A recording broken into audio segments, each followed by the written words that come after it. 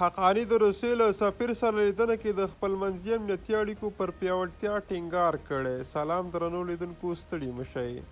افغانستان لپاره د روسیې فدراتیو سفیر دیمیتری ژیرنوف کابل کې د طالبانو حکومت د کورنیو چارو وزارت له سرپرست سراج الدین حقاني سره لیدلی دي. د طالبانو حکومت د کورنیو چارو وزارت ویان عبدالمتین قانی پر ایکس خواله رسنۍ لیکلي چې ښاغلی حقاني دې لیدنه کې د روسیې او افغانستان ترمنځ همکاریو پر دوام، د دوه اړخیزو اړیکو پر پراختیا او د دواړو هیوادونو ترمنځ د امنیتي اړیکو پر پیاوړتیا ټینګار وکړ. هغه زیاته کړې چې د دواړو لورو افغانستان او سیمه کې پر روان وضعیت هم خبرې وکړې.